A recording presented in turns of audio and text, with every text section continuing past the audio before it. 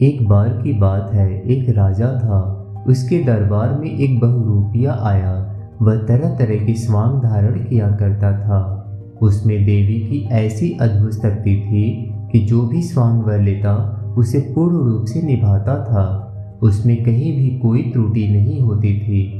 राजा ने उससे कहा, तुम एक विरक्त त्यागी महात्मा का स्वांग लाओ।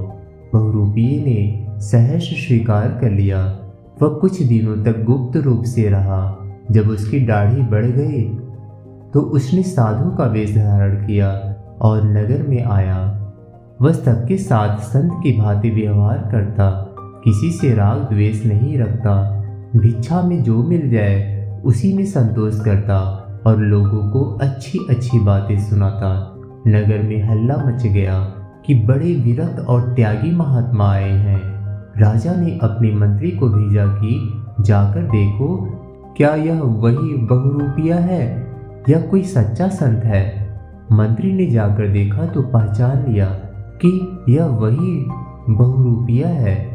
राजा ने घोषणा की कि वह स्वयं संत के दर्शन के लिए जाएगा। राजा ने एक थाल में बहुत सी असरफियाँ रखी और पूजा सामग्री लेकर बड़े ठाट बाट से वहां पहुंचा। मंत्री और अन्य लोग भी साथ थे।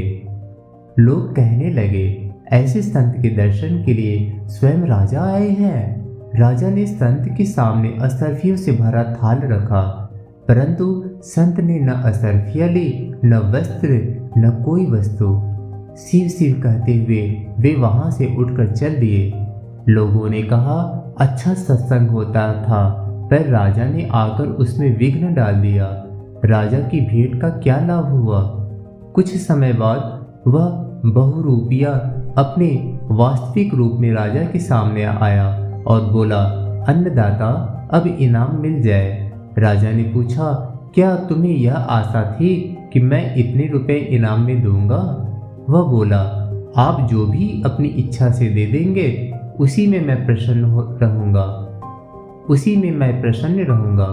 राजा ने कहा, तू मूर्ख है। मैंने तेरे सामने इतनी असरफियाँ रखी पर तूने उन्हें नहीं लिया। बहुरूपिया बोला, अन्नदाता, मैंने साधु का स्वांग लिया था।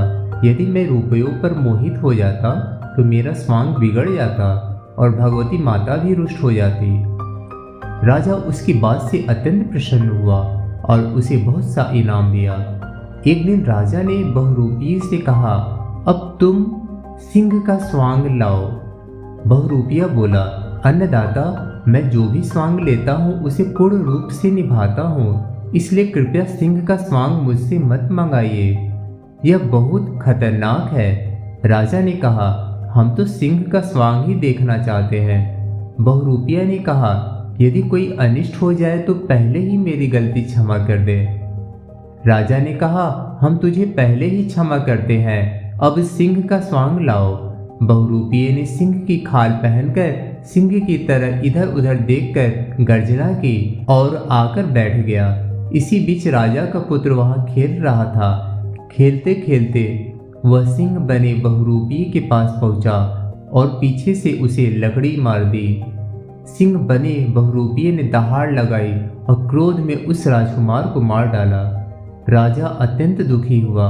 यह कैसा स्वांग है कि मेरे पुत्र की मृत्यु हो गई। अगले दिन बहुरूपिया रोता हुआ राजा के पास आया और बोला, अन्नदाता, क्षमा करे, क्षमा करे। मैंने पहले ही कहा था कि यह स्वांग न मंगाइए। यदि मैं स्वांग बिगाड़ दूं तो माँ नाराज हो जाती। राजा बोला, तेरा तो स्वांग पूरा हुआ पर हमारा तो पुत्र चला गया। पर अब राजा कुछ कर भी नहीं सकता था क्योंकि उसने पहले ही क्षमा दे दी थी।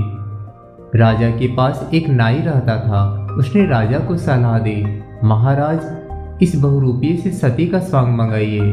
सती अपने पति के पीछे जल जाती है। जब यह सती का स्वांग करेगा तो जल कर मर जाएगा और राजकुमार की हत्या का दंड अपने आप मिल जाएगा। राजा ने बहुरूपिये को बुलाकर कहा, अब तुम सती का स्वांग लाओ।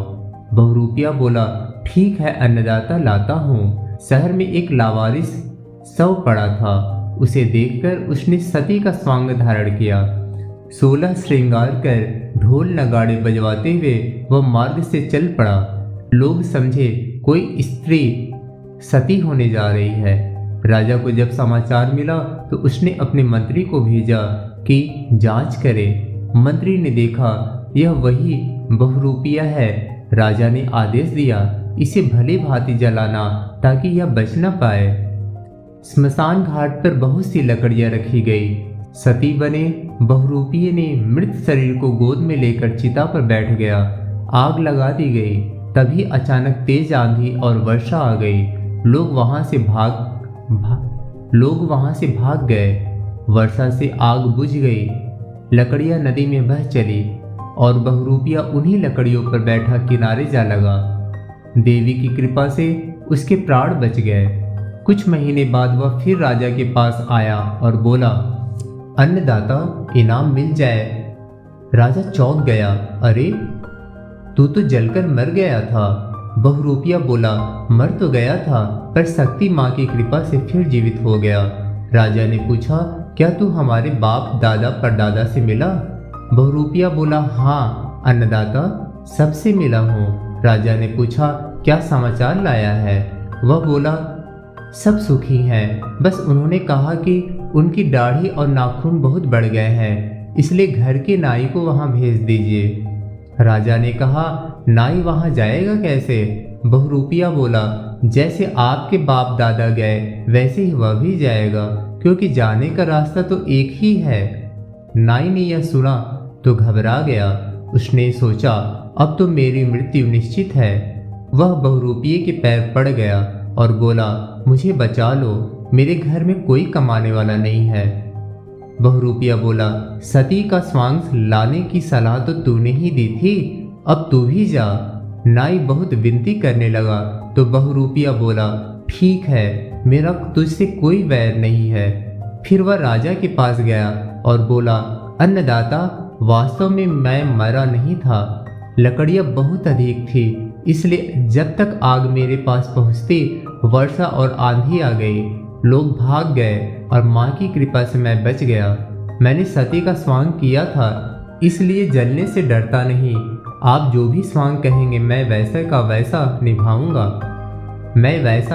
निभाऊंगा और इनाम लेकर प्रसन्न रहूंगा। तात्पर्य, मनुष्य को अपने स्वांग अर्थात अपने कर्तव्य को कभी नहीं बिगाड़ना चाहिए। पिता, माता, पुत्र, भाई, बहन, सास, बहू, जो भी भूमिका ईश्वर ने दी है उसे सच्चे मन से निभाना चाहिए।